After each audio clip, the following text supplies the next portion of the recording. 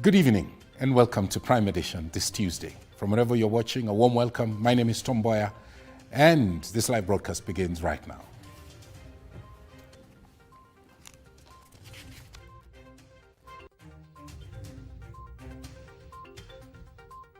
This problem is encouraged by senior officers in all those entities. Fake it till you make it. Kenyatta National Hospital tops the list of government institutions with fake certificate holders. It is only in radio whereby you can do other things as you listen. The future of radio. Sustainability of radio stations in the wake of changing technology put to question as Kenya joins the world in marking the World Radio Day. The fear of the unknown can be a real and huge drawback to progress. Plus, digital revolution. President William Ruto challenges African countries to embrace digital technology during the World Government Summit in Dubai.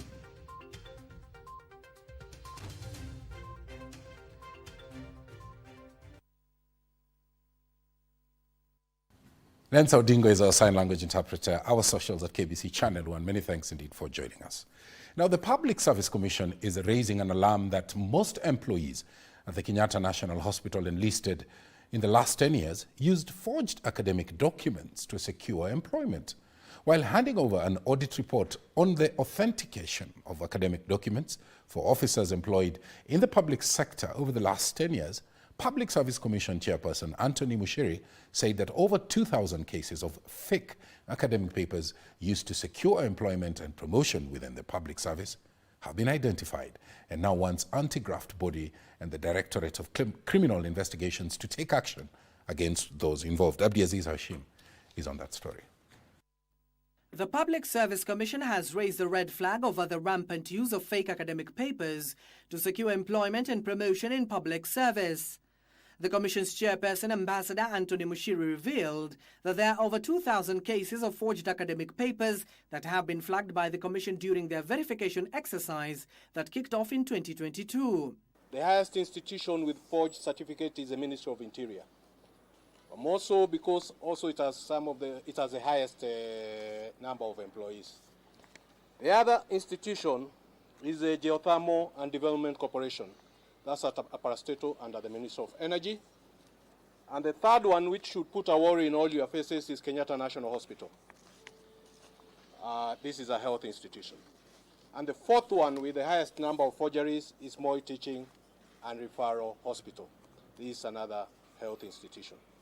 Anybody that is found culpable will have to bear the consequences of their evil, including forfeiting anything that they gain that they may have accrued over the period of time that they have served under that fake certificate. The Commission has submitted the damning report to the Ethics and Anti-Corruption Commission EACC and DCI to investigate the cases drawn from 53,599 cases referred to Kenya National Examination Council for clearance. I will coordinate with my brother, the DCI, and we decide to do this bitter cake. Which portion are we going to take and which portion is he going to take, and we'll work on it. So nothing would stop the DCI from investigating the report that has been submitted to us by the chairman.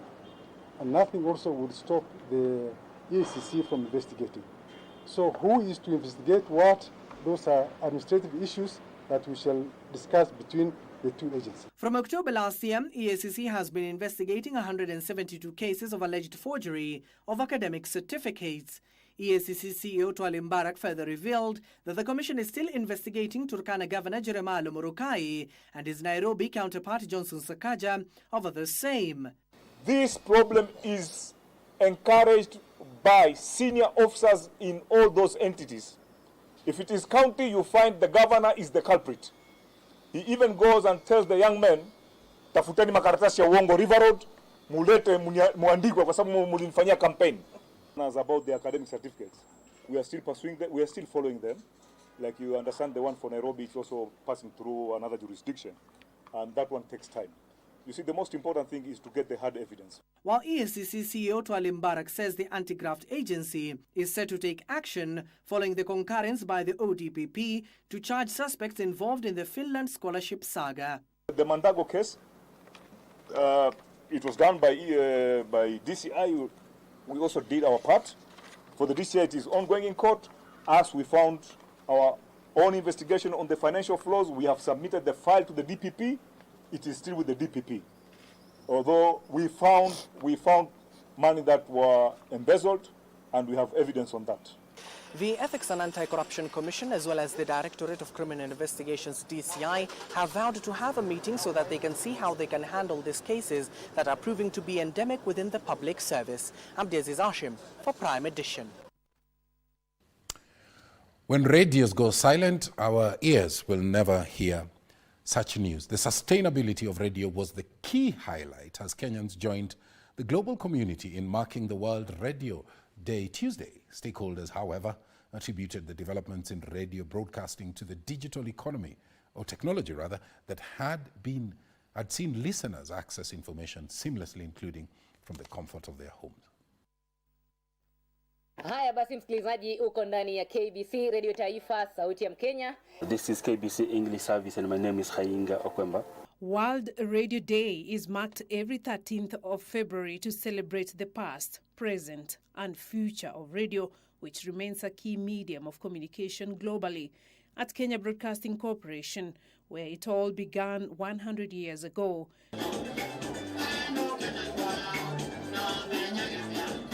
radio broadcasters from all the 21 radio stations gathered to celebrate notable milestones.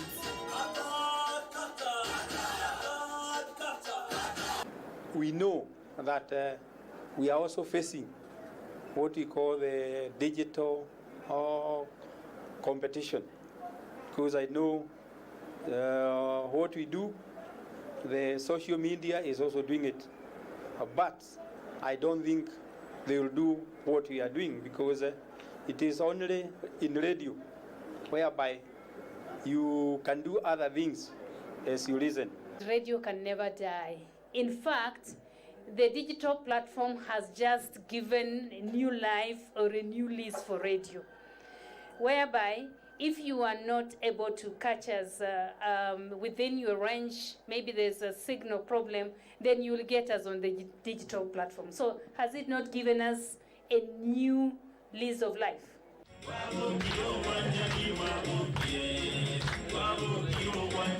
In Kisii County, where the main event took place, media stakeholders called for the reduction of regulatory taxes to encourage investment in the radio broadcasting. Radio broadcaster Fred Obachi Machoka led other veterans from the region to recapitulate on changed times in the radio landscape. And then we had only one station, like, Salamu, ulikuwa unajaza form, kadi ambayo imeandikwa self-addressed to Voice of Kenya, P.O. Box 30456 Nairobi. Alafu unaandika ni salamu gani unataka kutuma, vitu kama hivyo. As we celebrate this is the power of radio.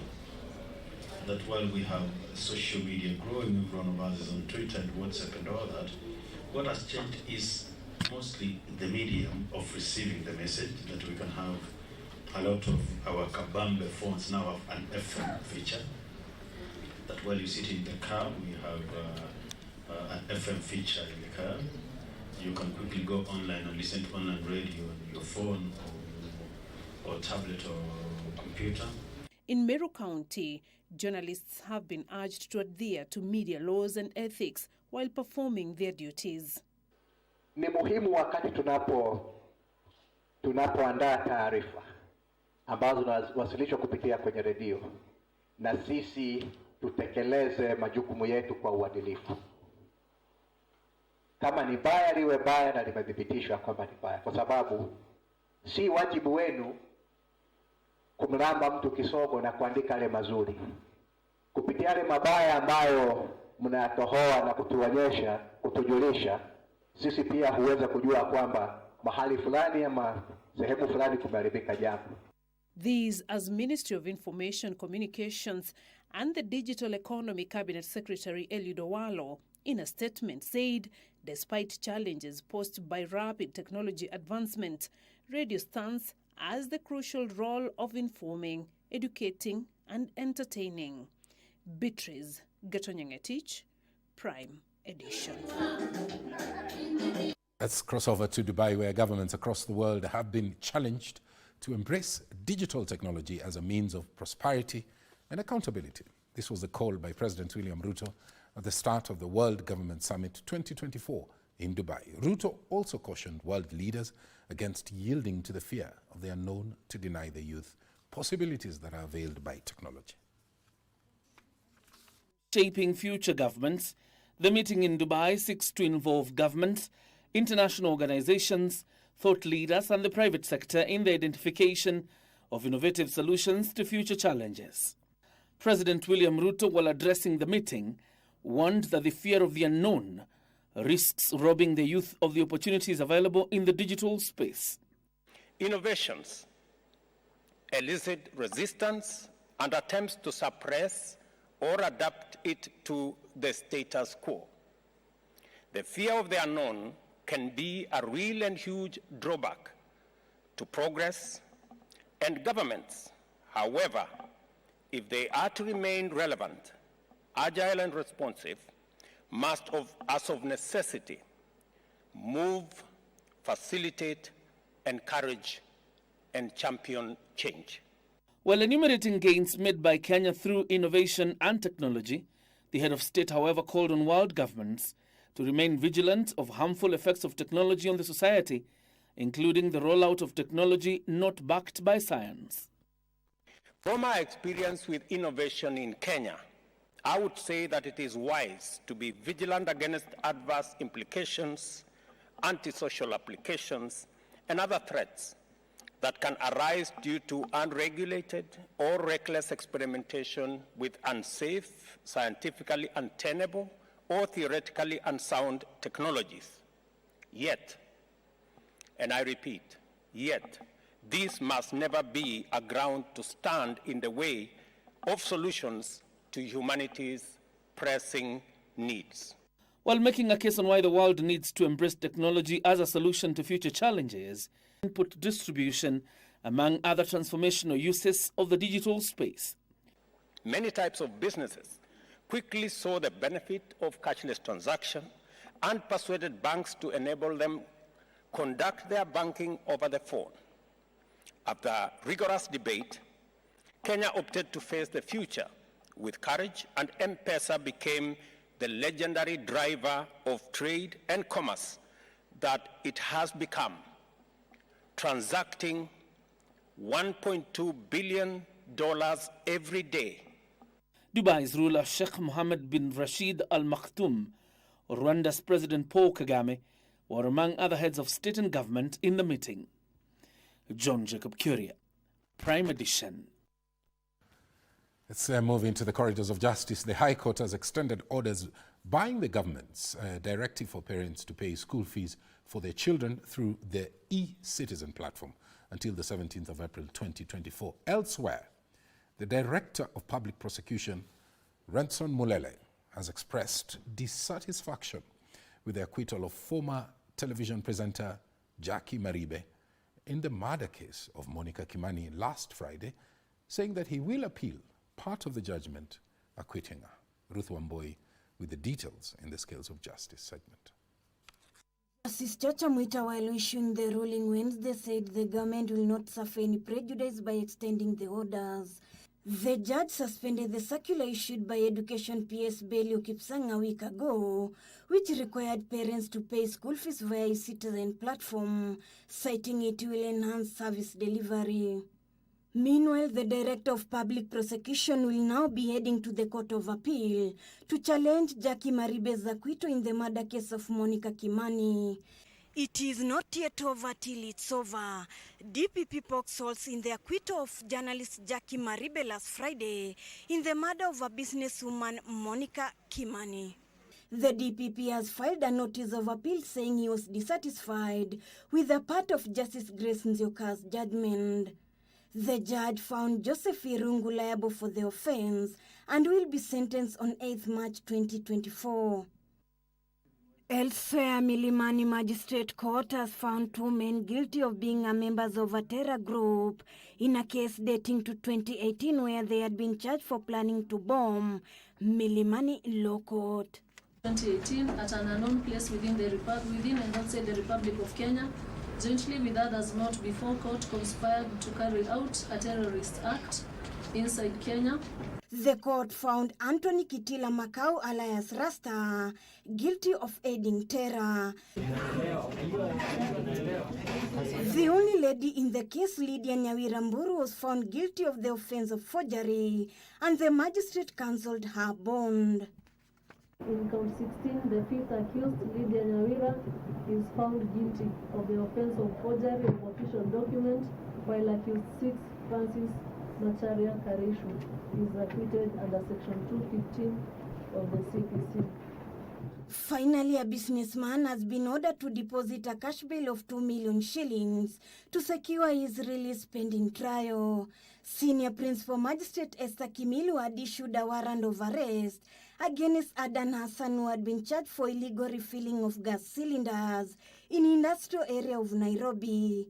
And the accused person shall remain subject of this court in that the High Court has already made a determination that he be brought back for a sentencing, but I will give him some time to be heard in the High Court. In the meantime, accused person shall be released on a bond of 5 million with one surety of similar amount, or a cash bill of 2 million plus 2 conduct persons pending the hearing and determination of criminal miscellaneous application number 41 of 2021. Pre-trial is set for 25th April 2024. Ruth Wamboi for Prime Edition. 2 people have been arrested in connection with the escape from police custody of the U.S. fugitive Kevin Kang'ethe, the man, remember, accused of killing his girlfriend in the United States. The Directorate of Criminal Investigations boss Amin Mohammed has said that the 2 have been in communication with the murder suspect and believes that their arrest will help in the rearrest of Kang'ethe, who is awaiting extradition to the U.S. to face charges of allegedly murdering his girlfriend in October 2023. The Directorate of Criminal Investigations on Tuesday broke its silence on the escape of the United States fugitive and murder suspect Kevin Kang'ethe from police custody in Muthaiga.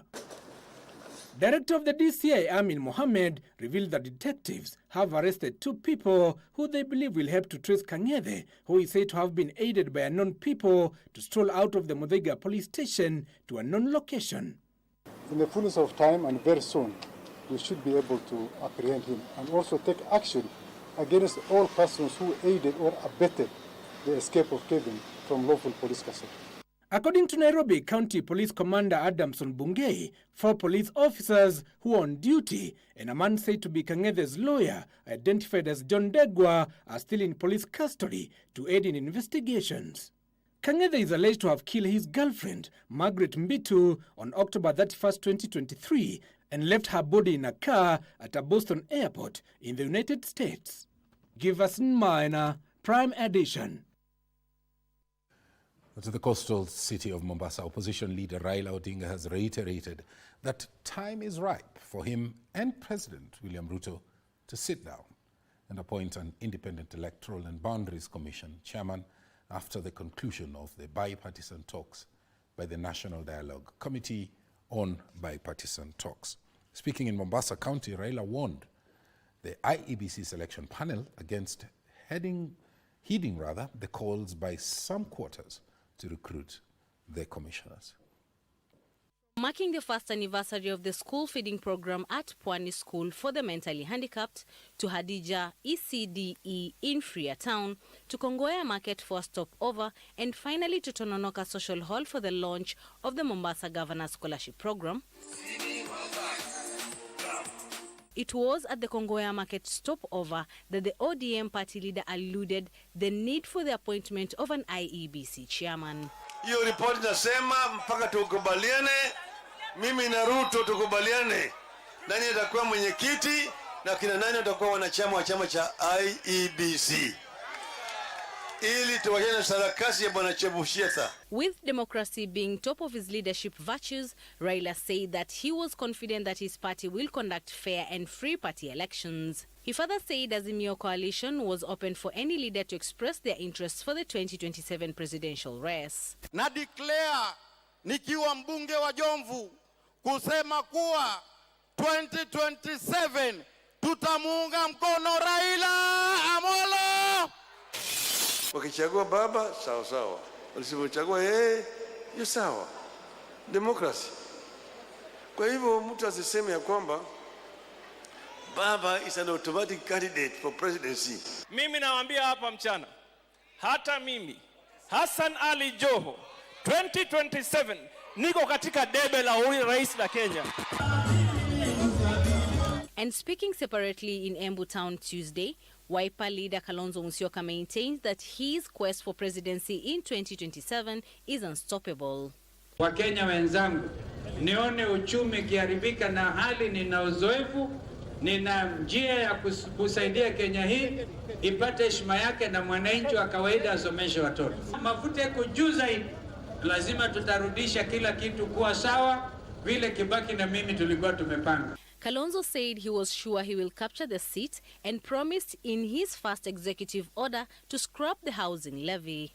For Prime Edition from Mombasa County, I am Ann Mburu. Well, we are getting ready to come back with the second part of this live broadcast. Stay with us.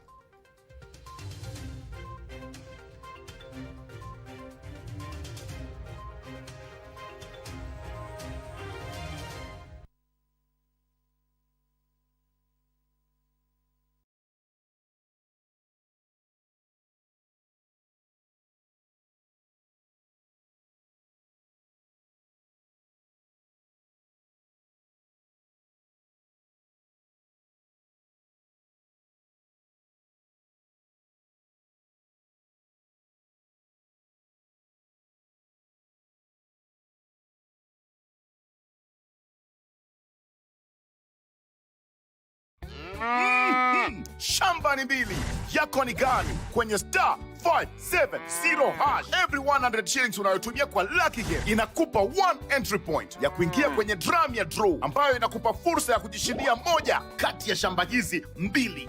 Mwisho wa April namtangaza mshindi wa shamba hili la 1.1 million Kenyan shillings na unapata title deed yako safi. Na mwisho wa Mei namtangaza mshindi wa shamba hili la 1.1 million Kenyan shillings, lori za mawe na mchanga. Ploti ndizo hizi. Dial star 570 hash. Title deed ndio hii. Vuka na shake. Welcome to Sensei Institute. Mahali skills zangu ni pesa mkononi. At Sensei College, practical skills is the definition. Accredited by the government and founded on a Christian background, Sensei College offers all-rounded programs that are tailor-made to enhance your skills and give you the future you desire. We offer courses such as interior design, fashion and design, hairdressing and beauty, hospitality courses, trailer driving and defensive driving, building construction technology, CCTV, solar and electrical installation, photography and video production, electronic courses, vehicle electronics and mechanic courses, agricultural mechanics, ICT, and many more. To enroll in any of our campuses in Nairobi and Nakuru, all you need is your national ID card. Mapema ndo best. Take advantage of our monthly intake. Come to kusort na skills. Sensei College, my skills, my future. So where do you want me to bring it then? Well, you could bring it to my house. Rodrigo, considering the circumstances, I don't think that's appropriate. You can just leave it and then go. Nanny, they're preparing to sue Dad about the land. My goodness, not again. You and I, buddy. It's time for us to resolve our unfinished business. Surprise! What you're going to do when you find out that what this man has done is deceive your daughter. When that happens, it will have to be my daughter who will have to ask for explanations. Or me, because I'm her father. But not you. What can I do to stop loving him? Please tell me.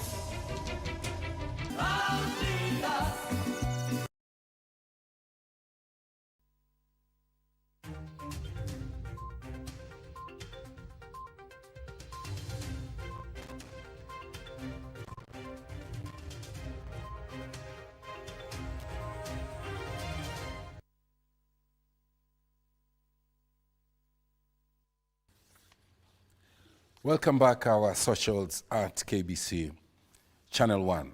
Now, an international day was marked today amid rising calls for the reduction in taxes to reduce the cost of contraceptives credited for preventing sexually transmitted diseases and unwanted pregnancies. The celebrations in various parts of the country were characterized by pomp and color, with the red, that color, being the predominant color on the eve of Valentine's Day. Our reporter, Trevor Ngendo, with the details of the fete aimed at raising awareness on the importance of correct and consistent use of condoms.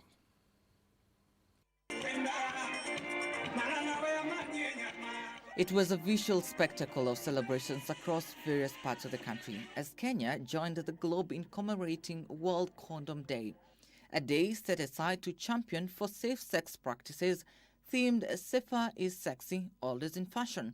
The youth, clad in vibrant costumes, some artists made entirely of condoms, while others chose to display placards engraved with messages aimed at promoting safe sex. Condom unajizuia magonjwa mbalimbali, yes, as well as unwanted pregnancy. Kila demu ukibeba condom imaanisha ati wewe ni chura ama nini? We have the information but we choose to ignore it. Manze tu learn kutumia condom because condom manze inaweza kuprevent kwa a lot. And it is wrong for us to destigmatize condoms and make them seem like they are taboo. Kwa hiyo ni vizuri kama kuna uwezekano mkuu kuanzia jamii, yani familia, wazazi hasa, wawajulishe, wawafundishe wana wao, watoto wao kuhusu swala la ngono kwa ujumla.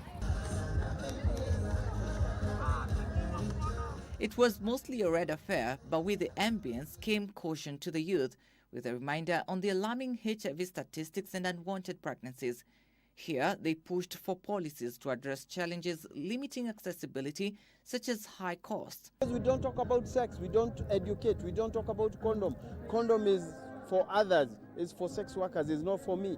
But we change this narrative that when you are using condom, you love yourself, you are taking care of yourself, you are protecting yourself. Na ile challenge tuko nayo kubwa sana ni tuko na madawa, tuko na stigma ya condom na tunapoteza watu. We lost 18,473 people from AIDS-related deaths. Sio ni watu wengi sana. Hiyo mwaka bado wamama pia wakazaa watoto wengine 4,400 wakiwa na virusi vya. We need to remove taxation on condoms that are being donated to serve our public, right? If the condoms are coming free, then we have to make sure we zero rate the tax. In Nairobi, the celebrations also featured mobile health clinics offering free testing services, condom counseling services, and interactive sessions with the youth, which also was replicated in various parts of the country. Trevor Ngendo for Prime Edition. Kenya's film industry is set for a new dawn following the sealing of a partnership between the Ministry of Youth Affairs, Creative Economy, and Sports and Hollywood-based Invention Studios. The partnership is expected to change the film landscape by creating opportunities for filmmakers, writers, as well as directors in Kenya to expand their craft beyond the borders. Kenya's film industry marked yet another milestone on Tuesday following the announcement by the Cabinet Secretary for Youth Affairs, Creative Economy and Sports, Ababu Namwamba. Nick here is a big hitter in Hollywood. But whenever they think film, they don't think Kenya. They think South Africa. They think Mauritius. They think Nigeria.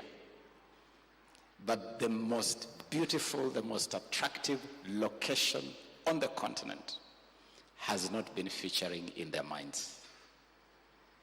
This deal completely changes that scenario.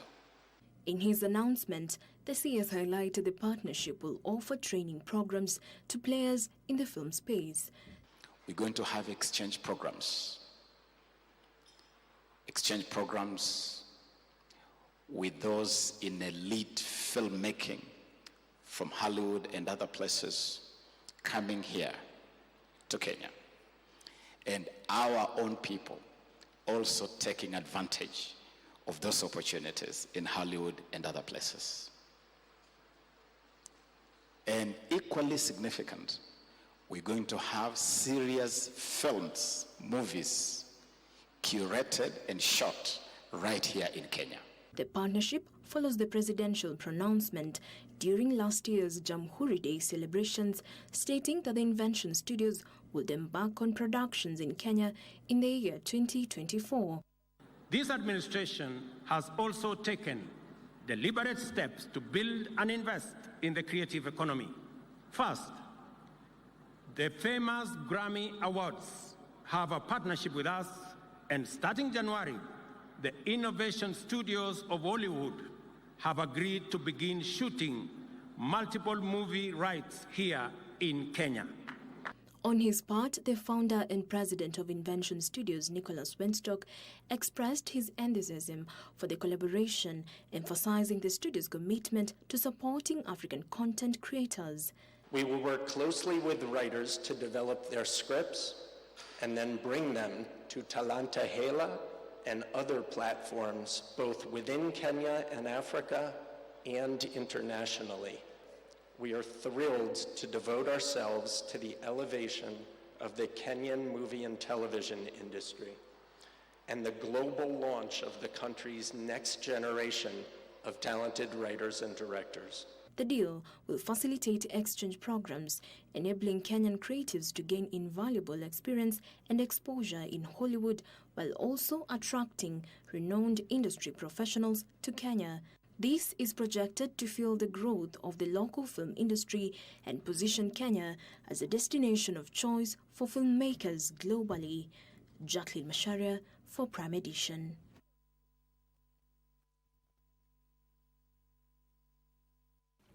Now, members of the National Assembly have vowed to continue their push for the disbursement of the National Government Constituency Development Funds, or CDF if you like, as Parliament resumes its sittings Tuesday. Legislators took issue with the delay in disbursement of funds which were expected to have been deposited into their accounts in December of last year. Speaker Moses Wetangula directed Majority Leader Kimani Ichung'wah to issue a statement on the matter Wednesday. At the same time, the bicameral parliament paid tribute to sports icon Kevin Kiptum, who died Sunday in a grisly road accident.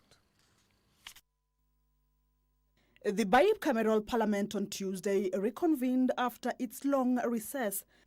In its first order of business was the establishment of the House Business Committee that is tasked with scheduling parliamentary business. If there is a year that the Senate of this republic must hold governors to account if you want to keep devolution alive in this country, then it is 2024, my dear brothers and sisters. Indeed, as you have noticed in today's paper, the House is scheduled to consider a motion under Order number 8 on the reconstitution of the House Business Committee. But even before establishing the committee at the National Assembly, legislators renewed the push for the disbursement of the NGCDF monies. This is an important matter where we need direction, because the directions that we are given or we take may well constitute our consideration of whether the House Business Committee as proposed is appropriate or not.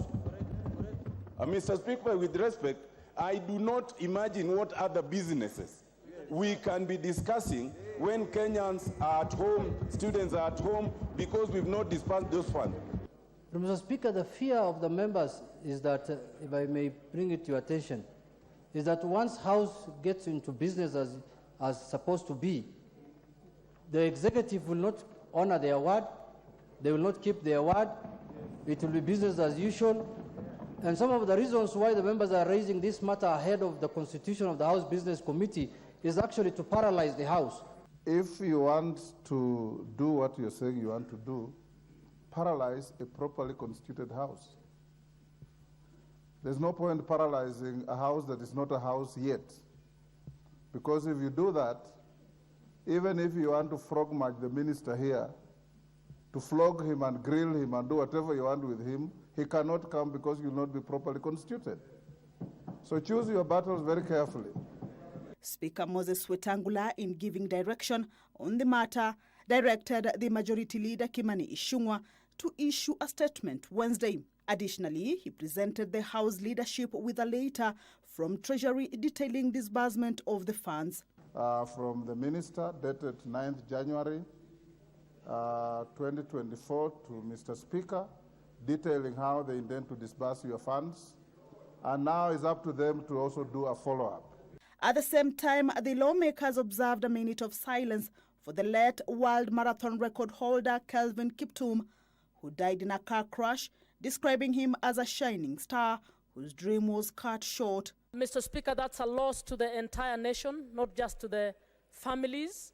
And I hope that as a country, we will show our appreciation by according Mr. Kiptum a state send-off. Na mimi sana naweza kupeleka pole zangu kwa babake ambaye alilia sana kwa uchungu, akisema ni mtoto wake wa pekee. Na alisema, Mheshimiwa Spika, nikinukuu, kuwa kuna watu walikwenda nyumbani, alikuwa hajui ni watu gani, lakini wakawa wamesema wametumwa kutoka sehemu fulani. Kwa hiyo na mimi pia naweza kupigia pondo nikisema hii yake ichunguzwe, ijulikaniwe, pengine kuna mkono wa mtu ama ni vipi, Mheshimiwa Spika. This is the third session of the 13th Parliament. Kamche Menza for Prime Edition. The Council of Neonatal Nurses is now calling on the public to seek maternal health services from professionals to avoid cases of maternal deaths. This and more stories in our county wrap-up. Speaking during a sensitization engagement at a Nairobi hotel, the nurses said most maternal deaths can be avoided by visiting recognized health facilities. Forward with the issues of neonatal nursing, ensuring that we advocate for neonatal nurses. We make sure that the practice that you're practicing is standardized.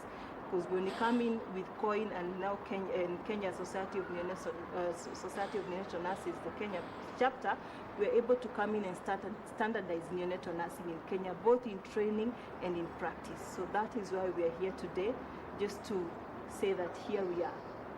We are there. We've been there, but now we've come in with a strong voice. Meanwhile, girls have been challenged to embrace science, technology, engineering, and mathematics subjects. Speaking during the 9th International Day of Women and Girls in Science held at St. Francis Misiani Girls High School in Kangundo, Machakos County, various stakeholders challenged the girls to enter into the STEM career pathway. We are going to encourage students to love science, and we will begin by encouraging them to master the small or low-level concepts so that they can advance to higher levels. And we want to promise that come next year, we shall shine in the science subject. Residents of Kagir, Baringo County have declared increased insecurity despite an operation to weed out banditry in the area. This comes after a teacher in the area was shot dead in a suspected bandit attack. So mimi nataka rais mwenyewe ajue hiyo pesa anaweka kwa operation ni kama kuna mali inaingia, haikuji kufanya kazi ile inatakikana. So ujaribu uchunguze uone ni nini inaendelea. Elsewhere, conservationists in Malindi have started training children on environmental management to enable them to learn the importance of conserving the environment from a young age. Baadhi ya sehemu ambazo huwa zinawavutia ni hizi beach.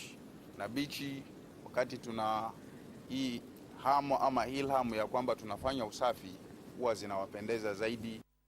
In other news, Kirinyaga Senator James Murango says the Mboya irrigation scheme, which produces over 80% of Kenya's rice, is facing a myriad of challenges that need to be acted upon immediately. Jambo la msingi sana ni kutengeneza miundo msingi na serikali mpaka ingilie, na pia serikali ya ugatuzi ya kaunti pia mpaka ichangie katika kuimarisha miundo msingi katika mashamba ili tuweze kutoa chakula shambani na tuweze kupunguza kuharibika kwa chakula kutoka kwa mashamba kwa sababu ya ukosefu wa miundo msingi, nikiongea maneno ya barabara.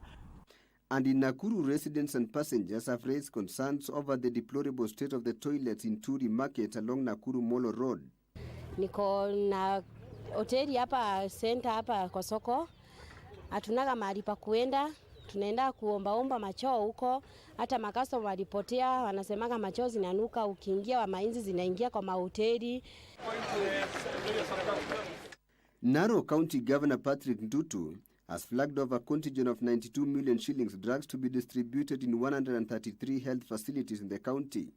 Kama vile mumeona leo, sub-county 8 ambayo tuko naye hapa county ya Narok, tuko na lori ambayo inapeleka dawa, the 8 sub-counties.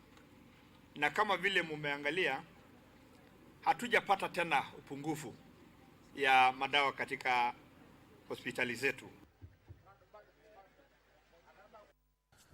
Several people were injured today during a raid targeting traders selling powdered milk and other counterfeit goods in Eastleigh here in Nairobi. Traders in Eastleigh, however, condemned the raid, saying that it was totally uncalled for and was a violation of their rights, noting that they had proper documentation to support their businesses. The operation paralyzed businesses for the better part of the day, with police forced to lob tear gas canisters at some point.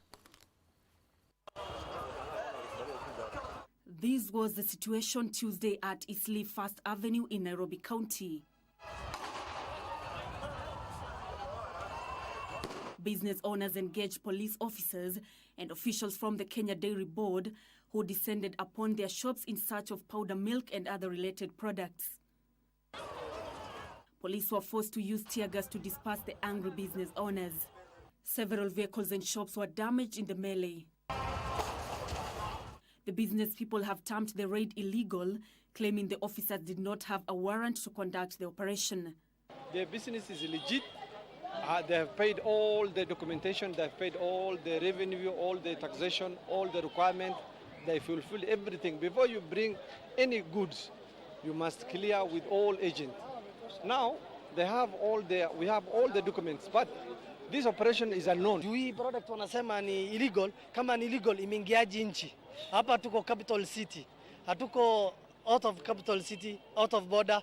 Imebitaje border na imeingiaje? Kama wanazuia kitu wanavaa uzuie kwa border. Si hata wanafuatilia mwanabiashara mdogo, wanakuja hadi kwa store na wanafunja na hatujui kenye wanafanya. Area Member of Parliament Yusuf Hassan has accused the officers of breaking into private premises without explaining what they were looking for. Armed, plainclothes officers arrived without identifying themselves, without a search warrant, and went on to break into people's private properties, shops and houses of people, looking for whatever they were looking for. And I think this is a violation of the basic rights of the neighborhood and the entire neighborhood's business. The business people, who have maintained that they are operating within the law, want the government to make it clear whether powder milk is illegal in the country. Kwa sababu bunge haijakaa na haijapiga marufuku. Kwa Kenya gazeti ama media hatujaona mahali mulitangaza ya kwamba hiyo maziwa ni haramu. Ni kutoka Mombasa, port of entry ni Mombasa, 80%, 20% ni locally made. Officially biashara sasa tumefunga na itaendelea paka tupate suluhu. Nancy Okware, Prime Edition.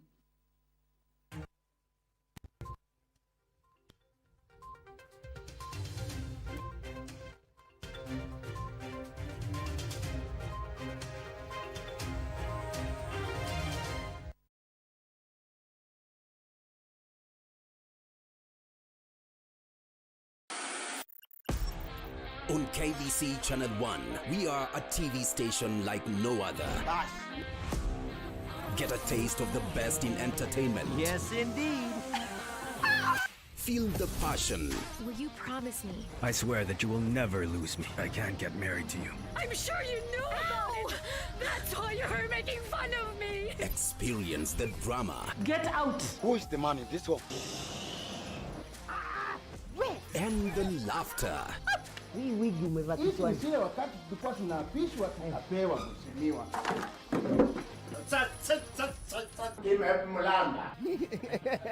Move to the beat.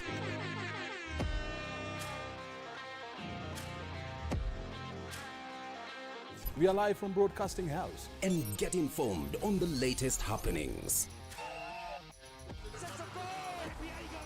KBC Channel 1. Wow.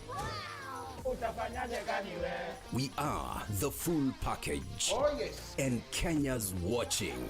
Thank you very much for joining us. Haya, sisi ya kungoja kwenye star 570 hash kuna ploti na ni up to 1.1 million Kenyan shillings with a genuine title deed na inakungoja star 570 hash ukana shake. Can I ask you something? Sure. What do you see in a guy like Amador Zuniga?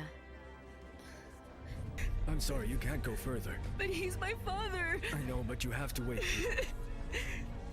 I know that I disappointed him, and that caused him a lot of pain. You need to go to the hospital. You don't want to give Lucia and everybody else more power to judge you. Did he say anything? He can't talk, Nora. He's in a coma.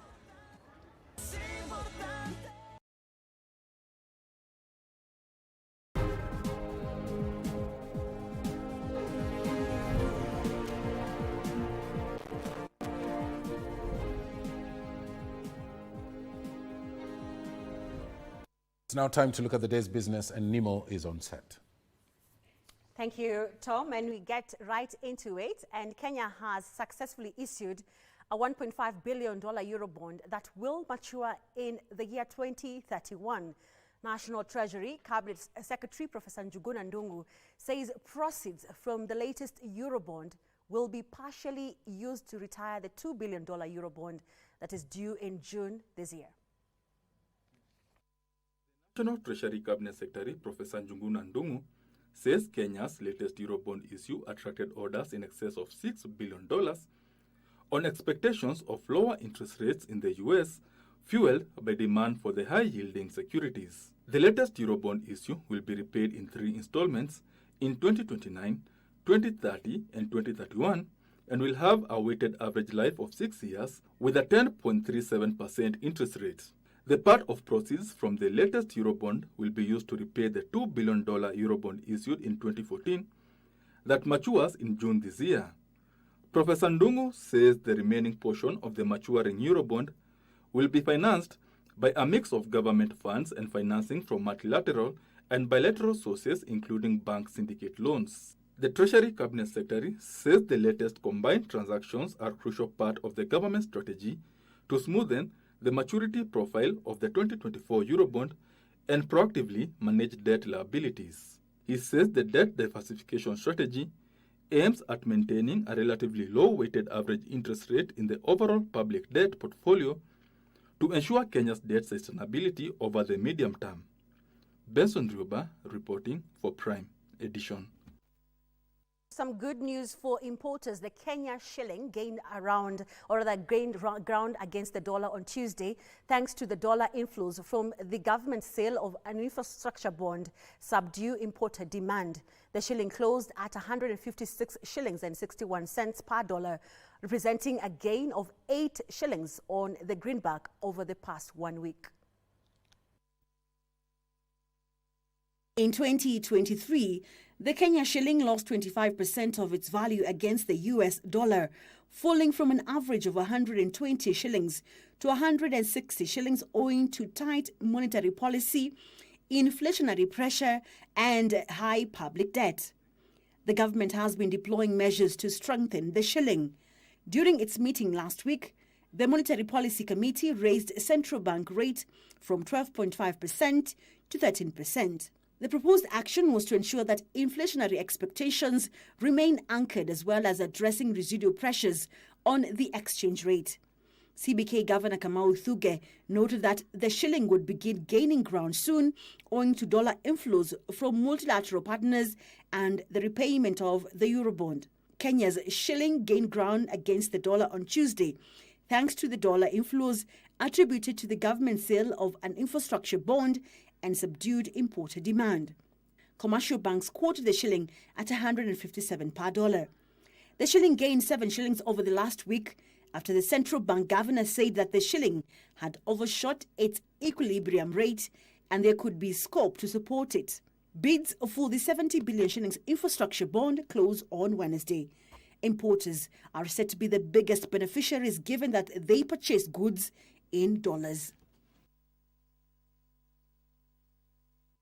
Now, employees of state-owned sugar millers want their salary arrears cleared and offered assurances about their jobs before the 5 factories are leased.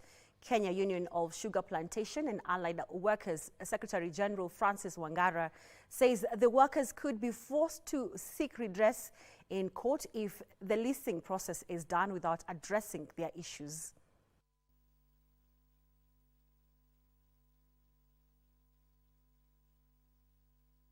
Discriminative in that form of payment.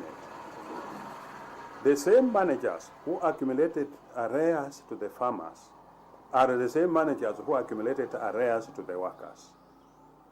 The workers' arrears, by the time we were working on the privatization, was at around 5 billion. I know it has grown beyond that. And as we speak, the only money that has been released to pay is to the farmers, and nothing has been released to the workers. We are putting our case clear. The government committed itself to clear debts before the leasing process takes effect. We went to court to stop the privatization process because we wanted some to be very clear on who is going to handle the arrears of the workers. Our case is still alive in court. We'll reignite this case for the purpose of stopping the leasing process if arrears of the workers is not, the issue of arrears of the workers is not addressed. To business stories making headlines across the globe, Canada's BlackBerry said it was targeting an additional increase of $100 million in its annual profit as the cybersecurity firm slashes costs, including reducing the workforce. The company's new target is in addition to a $50 million annualized cost reduction plan announced and 200 job cuts in the prior quarter. Here are the details of that story and more. The company, which also makes the QNX and IVY platforms used in automotive applications in December, scrapped its initial public offering plans for its Internet of Things businesses, but still expect to split the IoT and cybersecurity businesses into fully standalone divisions. Leadership teams for both divisions have been established, adding that it is in talks with a leading external consulting firm with the unit separation in progress. It added that the company is reducing costs further in the current quarter with additional layoffs in the cybersecurity businesses, which is set to provide yearly savings of about $27 million. Elsewhere, China is set to step up efforts to support the healthy development of trade and cooperation involving new energy vehicles. The document jointly released by the Ministry of Commerce and 8 relevant departments called for enhancing the capability and level of international management and strengthening collaboration with relevant overseas enterprises. Efforts will also be made to optimize the international logistics system while stepping up financial support and trade promotion activities. It also rolled out measures to give full play to the free trade agreements, optimize import and export management policies, strengthen risk prevention, as well as cope with overseas trade restrictions. Finally, UK chip designer Arms Holding has seen its stock market value almost doubled in less than a week as investors bet on artificial intelligence boom. The Cambridge-based company reported financial results last Wednesday that showed demand for AI-related technology in boosting its sales. The firm was taken private by Japan's SoftBank in 2016, and it returned to the stock market last September. Arm's shares have soared since its earnings announcements last week and are now up by more than 98%. This comes as chipmaker Nvidia has seen its shares more than triple in value in the last year on soaring demand for its AI chips.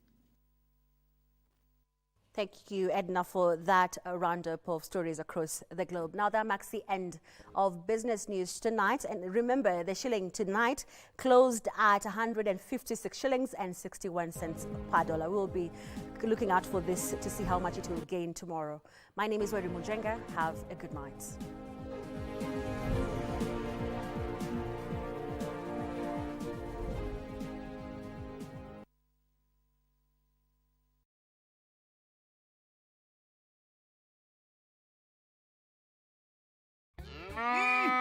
shamba ni mbili.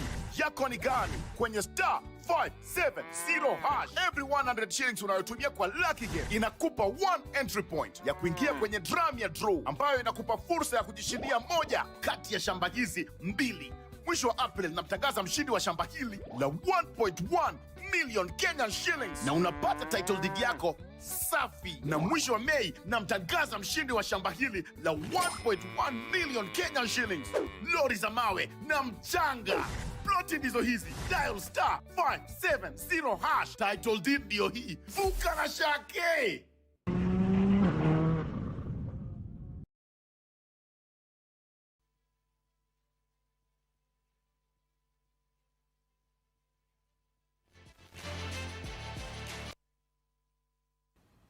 A very good evening to you. Thank you for keeping it KBC Prime Edition. It's now time for us to take a look at what's making headlines in the world of sports. My name is Karen Kibet.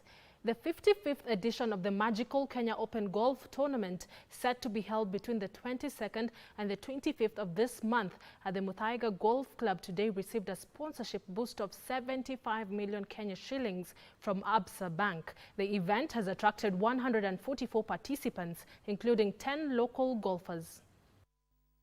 According to the Absa Bank CEO Abdi Mohamed, the sponsorship money will be allocated to different uses during the event. The government, through the Ministry of Sports, has supported the annual Premier Golf Tournament to a tune of 376 million Kenyan shillings. Sports Cabinet Secretary Ababu Namwamba reiterated government's commitment in creating an enabling environment for sports organizations to thrive in both private and public sectors.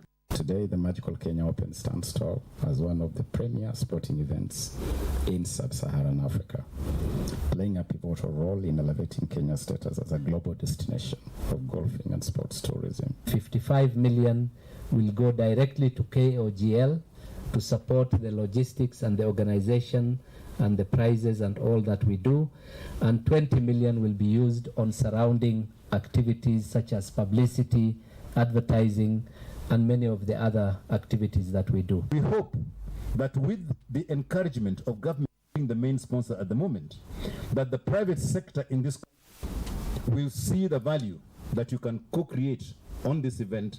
144 entries have been made with 10 locals representing Kenya. The event will feature the Golf for the Disabled Tour, which will precede the Magical Kenya Open, scheduled to tee off February 22 to 25th. Nora Mwangi for Primetime Edition. Thank you, Nora, for that report. Moving on. In light of the demise of Kenya's sporting hero Kelvin Kiptum, his fellow athletes, competitors and sporting figures have shared touching tributes to the young superstar. This includes World Athletics President Sebastian Coe sharing his condolences to the family, friends and teammates of Kiptum on behalf of the World Athletics Sporting Federation. Time for a new world record at the Bank of America's Chicago Marathon. The global sporting community is still in shock after the sudden death of the current marathon world record holder Kelvin Kiptum. Britain's four-time Olympic champion Mo Farah called the 24-year-old a special talent who would have gone on to have an incredible career. Kenya's Olympic champion and 800-meter world record holder David Rudisha said he was shocked and deeply saddened by his passing. Kiptum sponsor Nike and Uganda's Olympic champion Joshua Cheptegei echoed similar sentiments, calling the events heartbreaking, with Nike confident that his impact on running will never be forgotten. Kiptum was killed in a road accident on Sunday night after he allegedly lost control of his vehicle in western Kenya, hitting a tree at speed. Tumepoteza watu wengi kwa sababu ya barabara ambaye ni naro kabisa. Ipanuliwe kwa future ili tuwe tukienda kwa. Nataka tena kusema watumizi wa barabara, drivers waende pole pole na waende na uangalifu ili wasuie ajali kama hizi. The accident also claimed the life of his coach Gervis Hakizimana and seriously injured Sharon Kosgei. For Prime Edition, I'm Emmanuel Ndungu. May the souls of Kelvin Kiptum and his Rwandese coach Gervis rest in eternal peace. 6 clubs from Uganda and Rwanda have already arrived in the country ahead of the 15th edition of Arthur Odera Volleyball Open Tournament set for this weekend at Malaba Stadium in Busia. Some of the clubs that have already arrived are Bukedia and Amus from Uganda and St. Alois and APR from Rwanda. Preparations are in top gear for this year's edition of the Arthur Odera Volleyball Open Tournament to be played this weekend in Busia. The event will be preceded by the Kenya Volleyball Federation Nation League that commences on Thursday, where heavyweights will be battling for the third leg glory. Busia Deputy Governor, who is the event sponsor, stated that expectations are high for a full house attendance in the National League and also for the tournament. In the National League and also for the tournament, which will have teams also from Tanzania. The Deputy Governor urged local players to showcase their best performance, since there will be a number of scouts and coaches around to identify the available talents. The government will take advantage of the competition to sensitize the community on a healthy lifestyle and how to prevent and manage communicable diseases. Join Abwile for Prime Edition.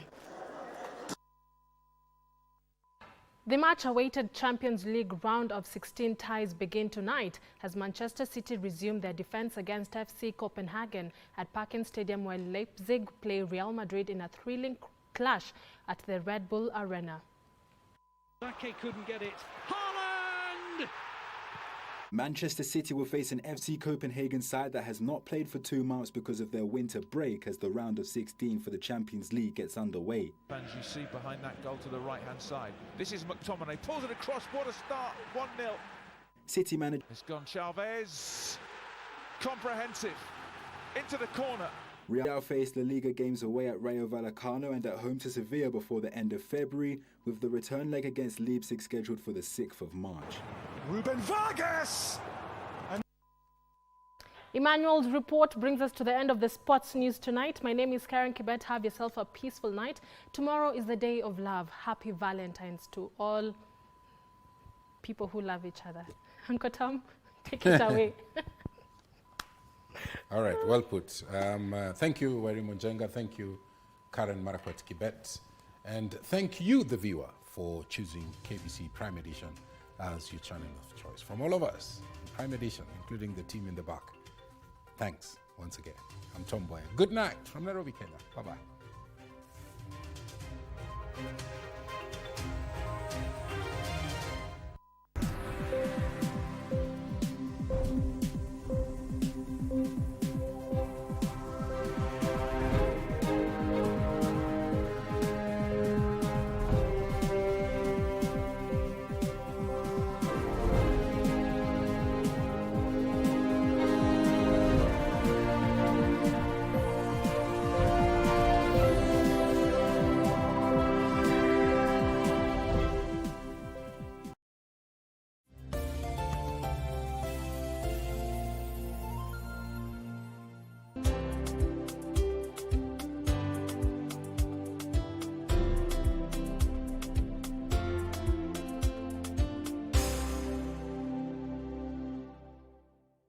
To get past pain as your skiza tune, dial *812 *502#. You don't have to carry your past pain into your present. Your generation doesn't have to go through the pain you went through. You have what it takes to bring a new life, a new breath, a new atmosphere, a new name into your generation. Don't just sit and watch a repeated pain. To get past pain, dial *812 *502#. *812